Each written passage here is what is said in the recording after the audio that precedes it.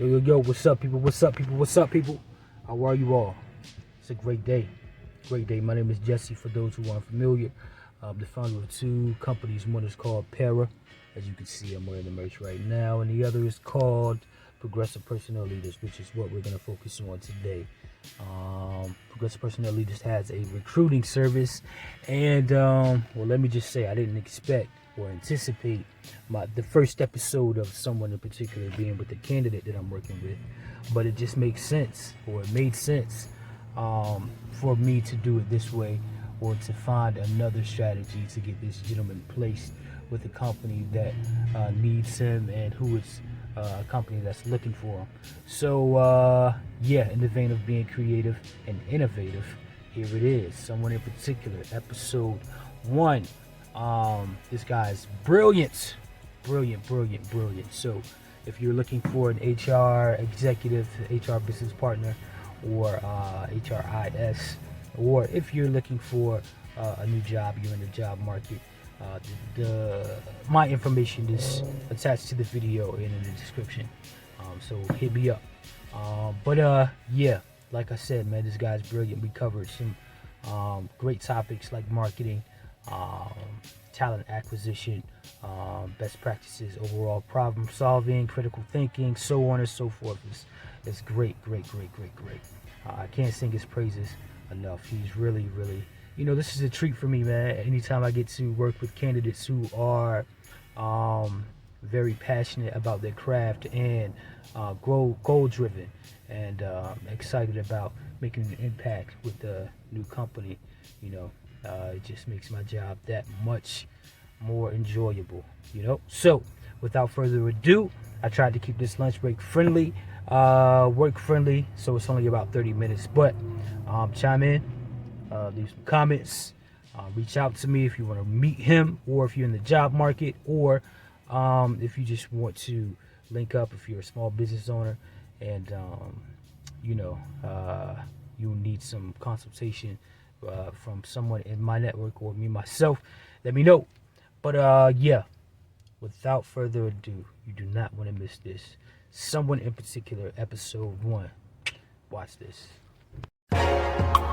Hello. Welcome everybody to the first episode of Someone in Particular. Firstly, I'd like to thank you all for joining me this beautiful Monday afternoon. The sun is shining where I am. It's a lovely day. I'll tell you more about how great the day was. Well, let me just say, so there was this lady at the gas station, and I guess she was struggling to put some oil in her car, and my morning had started off kind of rough. So she asked me for some help, and so of course I'm like, yeah, she couldn't get her cap off. I got the cap off for her and got her oil in her car for her. And I went into the gas station. On my way out, she handed me this beautiful yellow tulip. I was like, it blew me away, man. And I had to give her a hug. Her name is Maddie. So, Maddie, if you ever hear this, you made my day, ma'am. So, but anyway, ladies and gents, welcome to Someone in Particular, where we talk to great people who are goal-driven, passionate about their crafts, and looking to make even more of an impact in their niche or in their industry. My name is Jesse.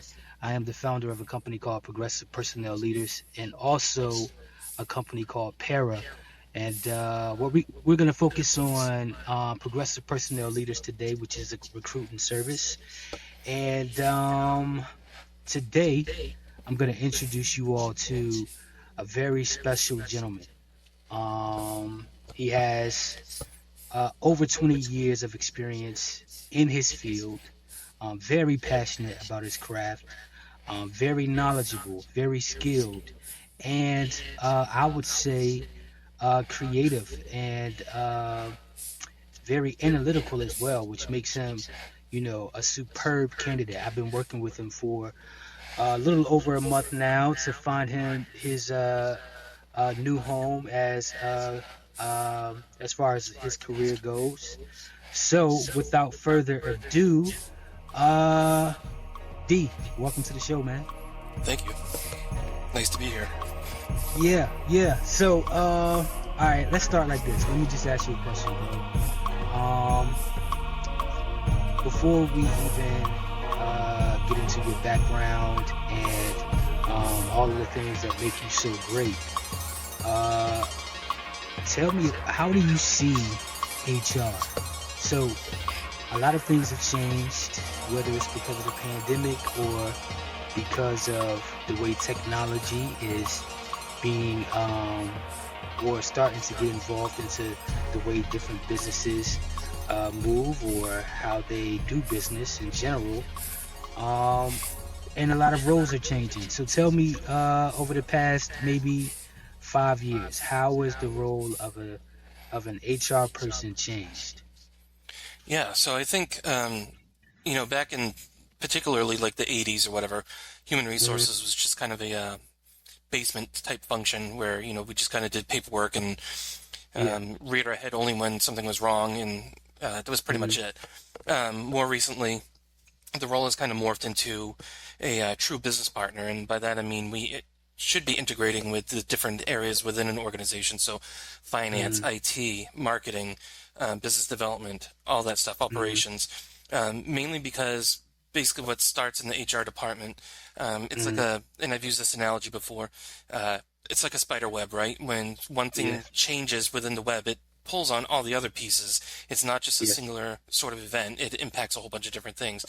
And HR really kind of sets the tone for the rest of the organization. So the new Yeah. breed of HR is business partners, where we are looking at the whole picture. We're analyzing the different things that are going on within the organization and Hmm. um, kind of seeing how that impacts the organization as a whole. So we're paying attention to the organizational health. We're paying Hmm. attention to the organizational structure. We're also Hmm. paying attention to the people aspect, Yeah. making sure that they're motivated and have the tools and whatnots that they need to actually perform their job. And we're Yeah. also, kind of keeping things in line as from a compliance perspective. There's obviously a lot more rules and regulations this day and age, especially with all the litigious nature of, Hmm. the market, basically. There's a lot Right. of rules, and it can be very easy to slip through one of the cracks on those, and it can become a big problem. A lot of them are Yeah. not as big of a deal. They're more of a nuisance, but some of them really Yeah. can cause a lot of problems. So your HR person this day and age should be somebody who's versed in a lot of different areas, not just the HR profession itself, but business in Hmm. general and the different departments that they would actually be integrating with. Yeah. Yeah. Got you. And I wanna touch on some of those problems that you've seen, just as far as litigation is concerned. But firstly, you mentioned some of the different fields or some of the different industries like finance and so on. Tell us a little bit about yourself and what your careers look like over the past 20 years. Sure. So I actually started off, was going to do pre-med, and I was in pre-med for a few years, so I was going down the medical route, and then made the Hmm. transition into business. And because I personally am a problem solver, I like taking things apart and putting them back together and trying to figure out, how to make things better. Yeah, Um, likewise. and so I basically started doing that, and I've worked in biotech, I've worked in IT, I've worked in Hmm. financial services, I've worked in legal services, mainly federal government contracting, which has been kind of a big theme throughout my career. But started Hmm. as kind of a peon in the whole thing, and then worked my way up. And as I've grown in my career, I've been through small businesses to multi-billion-dollar organizations, different headcounts, and so on and so forth. So at this point, Yeah, it's really just kind of a menagerie of different best practices that I've accumulated right, that are giving me the skill right. set that I have. But my career has pretty much been an evolution again, from the very beginnings of, kind of falling into the HR stuff through a transition from medicine into the business side of things. But it's been Let a me, wild ride. yeah, yeah, for sure. Let me ask you this, man. So, uh, we are kind of kindred in that regard when it comes to coming in on a grassroots or ground level and working your way up or working your way through the business, like as far as holding different positions or getting promoted, cross training, whatever you want to call it. So tell me about um, some of the strengths that you've gained from having that type of career path. So it's, from my perspective, like it's one thing to, I've heard someone use the term kind of parachute in to a company or to a position based on your credentials on paper, but which are to be respected, those credentials. But um, I think it's a whole different thing once you come in at the bottom, or depending on what the bottom is at whatever company you're at or whatever industry you're in. When you work your way through, I mean, you get a from my perspective, you get a different feel for all the different people, all the different legs and different sides of the business, um, and the organization as a whole, and you get a different type of view of how all things work together, if that makes sense. It does, and the one of the things that is kind of duplicitous, I guess, as far as I'm concerned, is it's Hmm. important to have your education and go to school and get the textbook knowledge, but it doesn't Yeah. really prepare you for the reality of what you're coming into. I Right. mean, I guess I was fortunate enough to be going through school while I was actually working, so I was able to apply what I was learning with the actual Oh yeah. workplace at the time. However, Yeah. that's not the case for a lot of people. I mean, a lot of people that I've interacted with are, Hmm. doing just kind of little jobs here and there so that they could focus on school and, Hmm. getting the textbook learning. But, one thing that I've learned, especially with the different companies and industries and so on that I've been through, is that no Hmm. company is cookie cutter. It's not a one size fits all. Yeah. Um, when you get into a company, it's very important to kind of assess what's going on and Yeah. see what the overall culture of the organization is and, what's going on. Because I could, for instance, when one of the companies that I worked for was a rather large federal government contracting company, well Hmm. known in the DC area, and Hmm. a lot of their practices actually translate into one of the smaller companies that I worked for where we had less than 50 employees. You wouldn't Yeah. necessarily think that, but Man, that was the case. it's But it's vice so versa. interesting how that works. Yeah. Yeah, it is. I mean, it's not taking, an apple for an apple. It's taking an apple and making it into a pear, I guess you could say. You're Mm. you're taking the best practices and kind of mutating it or adapting it rather into something that'll work for this other company. And I think Yeah. that's kind of the keystone for a lot of successful HR people is that, yeah, I learned how to do this in, like a large, 500,000 plus employer Hmm. organization. That same concept, while if I was to do it verbatim with a smaller company, probably wouldn't work. But if I take some Hmm. of the key principles or concepts from that particular process and put that into Hmm. place at a smaller company, it can actually have some value. But, Yeah. So out some of the, sorry to cut you off, no but problem. it sounds like you're saying some principles are pretty much universal, right? They are, and you have to take it for what it is, though. It's not always the same. So Yeah. it's a concept that you really, whenever, so one of the things that I do when I come in, especially in the management type role, and I'll take my Hmm. last company, for example, where I was the vice president of human resources, I had a Hmm. staff of around 20 that actually reported to me, and when I came on Hmm. board, I met with every single one of them individually, went over what Hmm. their role specifically was and what they wanted to do ultimately, because That's I wanted to make important. sure people were in the right positions. Um, Absolutely. but then, I kind of asked them, I take a scenario and say, okay, you just told me that you do this, so tell me what your typical process is. And Hmm. then, kind of work with them to say, okay, yeah, I understand you do it this way. Have you thought about maybe doing it this way, a Yeah. different way? And, ultimately, as long as I can get the same end result, I usually don't care how it's done, but I'd like people to be open to different, scenarios. And so I do a lot of education with what I do. And I think it's Right. important because you're continuously learning about new practices, ways to do Yeah. things. And, Yeah. it's just as much of an interview for me as it is Yeah. them when I'm talking to these employees. Hey, I've done it these different ways. They're more likely going to come up with something that I haven't heard of before. And, Yeah. it can get the same result. And maybe we morph my past experience with something that they're doing to come up with a new process that's more Hmm. efficient. So there's a lot of Efficient. value Yeah. in, paying attention to those things. Yeah, that's what I was gonna ask.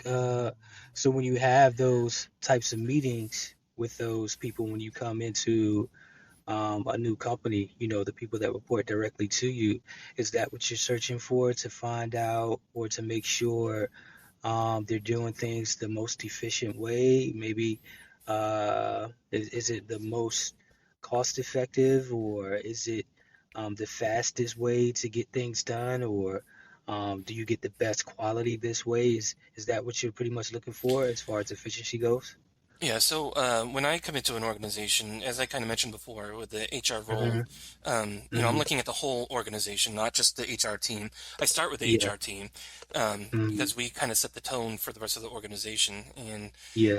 one of the things that I try to do is take my first couple weeks at least is usually me just Hmm. kind of observing and paying attention to the organization as a whole. I'm specifically paying attention to the HR department, but I'm looking Yeah. at the entire organization from the very lowest role to the highest of the roles Hmm. and everything in Hmm. between.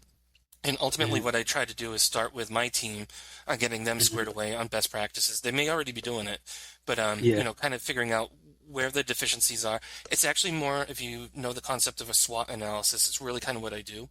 Yep. I look for the strengths, the weaknesses, the opportunities, and the Weaknesses. threats, There you and go. kind of put it together. And I typically create a document, so to speak, mainly for my own purpose, so that I have kind of something tangible to look at. But I put that together, and then I speak with stakeholders and say, hey, this is my observation.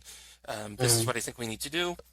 Whether that Hmm. is in the C-suite or whether it's my own team, whatever, I kind of Hmm. use the same process to kind of say, okay, this is what I've observed. This is where I think we can make some changes or do things better ultimately. Hmm. And, what I'm looking at is efficiency. I'm looking at cost savings and all that, but they're not always, hand in hand. Sometimes the Right. easiest way is not the best way to do things because there can be, especially on the Yeah. HR side specifically, there can be a lot Hmm. of pitfalls that may fall in. So you may have to be a little bit more meticulous um, Yeah. and not oversimplify it too much, just so that you can Right. make sure that you're crossing your T's and dotting your I's. Quality. Yeah. Yeah. So, man, that SWOT analysis, man, I love that. Could you break down SWOT one more time for anybody who may not be familiar with HR? It's SWOT, Yeah, right? it's actually a marketing thing. One of my degrees is in Hmm. marketing, and I actually employ that a lot in the HR side. But Yeah. it stands for strengths, weaknesses, opportunities, and threats. Got it. And so, you mentioned your marketing degree. Tell us a little bit more about your educational background. Yeah, so I have basically have four bachelors and two masters. Hmm. Bachelor in business administration management, a Hmm. bachelor in marketing, a Hmm. bachelor in aquatic zoology, and a bachelor's in pre-med, and then I got a master's or MBA rather in human resources management, and Hmm. another master's of science in information technologies, focusing on cybersecurity. Yeah. See, he's a busy man, ladies and gentlemen. So, something interesting. Did you just say aquatic? What is it? Aquatic science? Aquatic zoology, it's basically the study of Aquatic zoo. ocean animals. Is that just like one of the things that you're like personally interested in? I am. So I actually grew up on the seacoast of New Hampshire, and so the ocean is kind of part Nice, of who I am. And I'm a nice. certified scuba diver, and so Really? yeah. So going into Yeah. the water and being underneath and scuba diving and being 20, 50 feet down, you see all sorts of different things. And so one of the things that Mm-hmm. I wanted to do is learn more about the aquatic life. And I have a very scientific mind. You know, Mm-hmm. in case people haven't noticed that, I kind of do a scientific method with pretty much Right. everything I do. So, Yeah. um, I employ that with everything that I do. And at one Yeah. time, I had aspirations of farming blue lobsters because they at the Yeah. time were making like $50 a pound for them, but it was a little bit more Yeah. involved No. than I really wanted to get into ultimately. So, As soon as you mentioned New Hampshire, that's the first thing I thought about is those lobster. right. So let me ask you, how, what made you, or how did you get interested in marketing, and how has that helped you, as far as being an HR VP is concerned? Sure. So I have always been the creative type. I guess I'm, Hmm. not left or right brain, but basically both. Um, Yeah. and so I've always been creative, and I've actually started off. One of the things that I've done as a hobby was writing, so I do Hmm. screenwriting and so on. And Nice. I spent some time in Los Angeles, and that kind of put me in front of people where I had to market myself basically in order to get noticed. And Hmm. through that, I got an interest in marketing because obviously, if you're trying to sell yourself, you need marketing skills. For So sure. part of in tandem with my business administration and stuff. I did the marketing, and I actually use that pretty much every day in the HR world because, HR is obviously we're looking at the health of the organization, so on and so forth. But once you identify what those issues are, you need to fix it. And Yeah. we need to come up with solutions. And a lot of that time is motivating people to Yeah. actually do stuff that they probably either don't want to do or feel like they're not being paid enough to do or valued Yeah. enough in doing. And so it's not, and my point is not to just spew rhetoric to the employee to try to get them, manipulate them into doing stuff. It's literally Yeah. paying attention to what's going on and then highlighting the positives and helping people come to the conclusion of what needs to be done and getting Yeah. everybody on board basically. So it's not just every man for himself. It's like we're functioning as a unit or a community within the organization for a common goal. And that cheerleading effect is, direct from marketing. So Right. using the Got it. marketing background, whether it's key phrases or colorful, images or whatever, it's trying to Hmm. reach to the masses to try to get them. I mean, one of the things, and I guess it's a good segue to in some point is there's this generational analysis thing that I do when I go into an organization. Hmm. And what I do is I take a look at, the different generations and what the makeup of the particular organization is. And that's Hmm. important because one, if if we take a look at like the baby boomers versus the millennials, baby Hmm. boomers are probably more likely to be reached by in-person meetings and, Hmm. non-technological stuff, whereas millennials, you try talking to them, Hmm. they're going to tune out and, not be interested. You got to do it through a technology platform of some sort. So knowing what So you're all of dealing that. with, Yeah. yeah, I So mean, you've got to know your audience basically, and yeah, that makes me exactly. more effective as a communicator to the team. Right. Communicating to the team, and it seems like, and you can tell me if I'm right, that will be super important when it comes to recruitment for any company that you work for too, right? Like if Definitely, yeah, um it's all sales. I mean, so yeah, one of the things I told my last team was that even though we have the title of human resources, we're really nothing more than a marketing team. We market yeah, internally versus externally, and we're business yeah. development internally. We gotta entice people to come and want to work for us. We gotta be truthful, but we, Hmm. gotta be finding ways to entice people because, there's a lot of good companies out there that people just Yeah, don't know about, and the propensity for people is, I'm not going to touch something if I don't know it, and same thing goes for yeah. companies. So we got to do the marketing, we got to get ourselves known, and we got to get people excited about who we are and what we offer. I think that's something super important to touch on, man. The fact that like you mentioned, there are so many great companies out here. Some companies are, getting seed funded or just have like great goals or trying to develop some great teams. And some of these company leaders have, a massive vision and, great vision. But the problem is not many people know about the company or they just don't know that there's opportunity in that direction. So I think that's super important, and I'm glad you brought that up because folks, if you are considering reaching out to this particular gentleman, I want you to reach out to me on LinkedIn. Again, my name is Jesse Eason. Not hard to find. The company's called Progressive Personnel Leaders. I think we've touched. I'm not ending the conversation just yet, but some of you guys might be. When I say guys, it's not too specific. Uh, by the way, but Yep. so some of you guys might be, either on your lunch break. Maybe it's you're listening during the car ride or right before bed or something like that. But either way, like I said, you can reach out on LinkedIn. I'll leave my email in the description wherever I post this podcast, and I'll make sure you're able to contact me so you can get in contact with him. So, yeah, I think it's really important, that what you just mentioned, companies are missing out on really great employees to some of the bigger companies or some of the larger companies that just have, a great name that's been around for Right. 20 years, right? But Well, and in all, it's not just that yeah, though, Jesse. I mean, one of the things that I've seen from some of the companies that I work for in the recruiting departments specifically is that they get hmm very when they're sourcing for roles or whatever. if the Uh, recruiting team doesn't have a very good understanding of what the company hmm actually does, then that hmm can be missed opportunities. And I've seen it in Wow. pretty much every company I've ever worked for where, I meet with the team and say, hey, we're doing this. And like, when did we start doing that? We've always done that. Like, that's always been part Yeah. of our repertoire. It's one of those things where, a lot of people aren't aware of the full capability of the organizations they work for. And then hmm they, hey, word of mouth is the best type of advertising, right?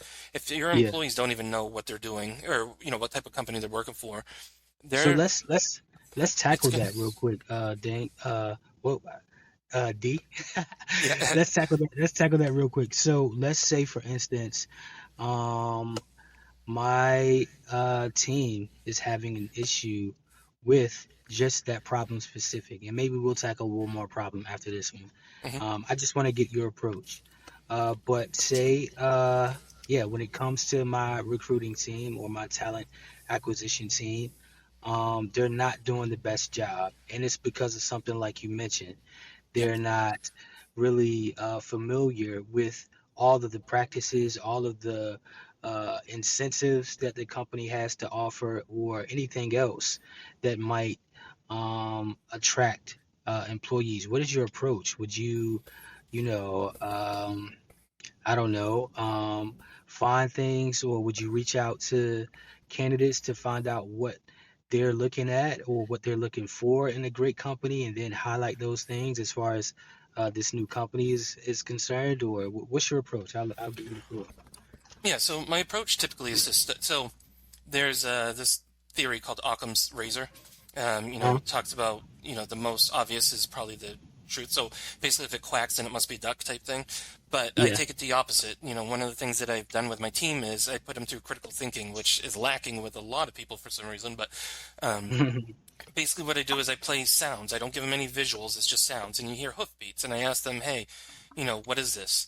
And hmm everybody inevitably says a horse. I'm like, it's not a horse. And then they're like, well, what is it? I'm like, you need to tell me. And then inevitably they get very frustrated and angry. And I tell them it's a zebra. And they're like, well, that's a horse. I'm like, it's not a horse. This is a different species.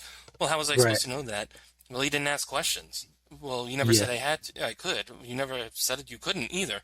Like, you need to hmm have a natural curiosity about things. So when you go into an organization, it's incumbent upon you, not just the company itself, to tell you about it. You to ask hmm questions about where you're working and what they do. Yeah. And what I do with my team is I try to get them inspired through the critical hmm thinking training to start asking questions and to question everything. Questioning doesn't hmm necessarily have to be a negative.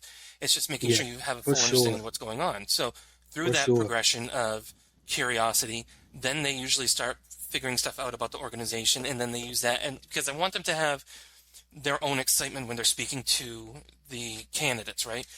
If I Yeah. give them just a spiel or some script to read, that can come Yeah. across as monotone or dry or whatever, and it's not enticing at all to anybody because it comes across exactly what it is. It's a script.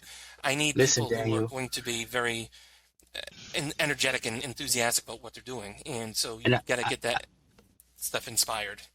yeah, no, I think that's super important what you just mentioned. The fact that you don't want it to be scripted, but you want these people to be genuinely excited, and that can simply come from them understanding what's going on in the business and why, and finding ways or reasons why they should be excited.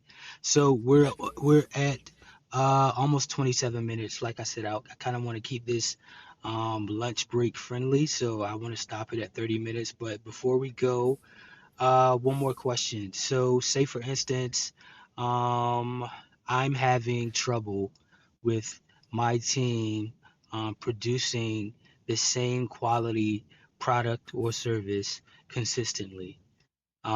Mhm. How would we approach that situation? So I think it's important to again, same theme, poke around. Yeah, People generally want to do the right thing and they want to take pride in their jobs, but and if they're very not, then true. there's usually something there. So it's either a Absolutely. behavioral thing or a lack of education. I've seen hmm in many cases a lot of organizations where they just toss somebody into a clean room, for instance, and expect them to start producing stuff. Yeah, they may have done it at another company, but every company is different. The product may be the Yes. same in the end, but we do things in different ways. It's Yes. cultural, it's, geographical, it's whatever. I think it's important to kind of take a look at what's going on, speak to the employees and say, hey, the product quality isn't consistent, what's the problem? They will tell you usually very honestly, unless there's a fear of reprisal, which is another There you go. issue altogether. Um, Yeah. they usually will tell you what's wrong, and you take their feedback and you come up with some sort of first communication, but also some sort of plan to put that into place.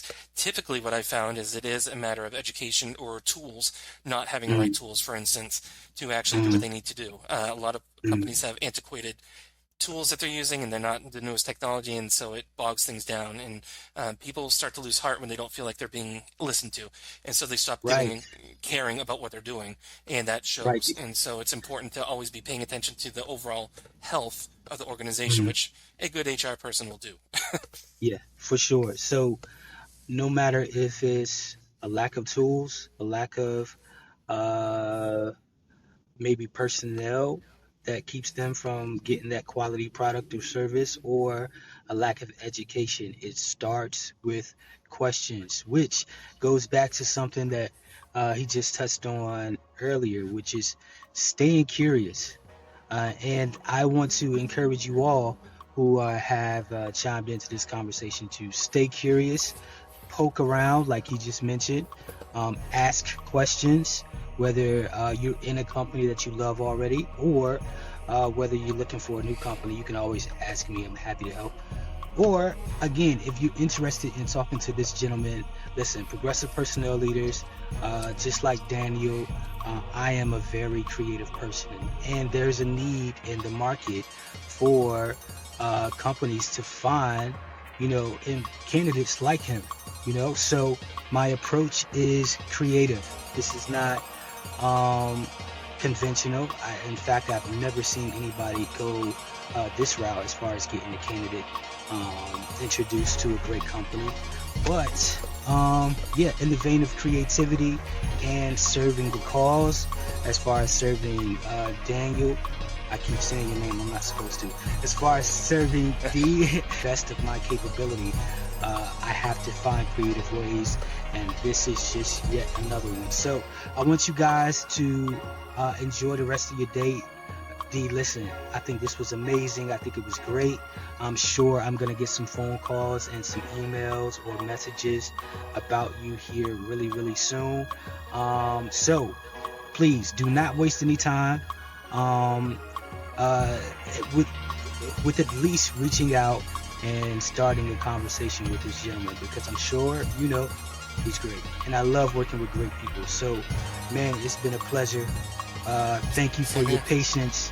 I have to highlight that as well. Throughout this whole process, this gentleman has been very, very patient. I mean, beyond his educational background or his work history, you've heard some things about his character as far as him being so creative, staying curious, and let me just say, he's very, very patient and diligent. And I personally have a great appreciation for that. So yeah, we won't keep you any longer. Thanks for chiming in to the first episode of Someone in Particular. We'll talk to you again soon. Out. Thanks, Jesse. Yes, sir.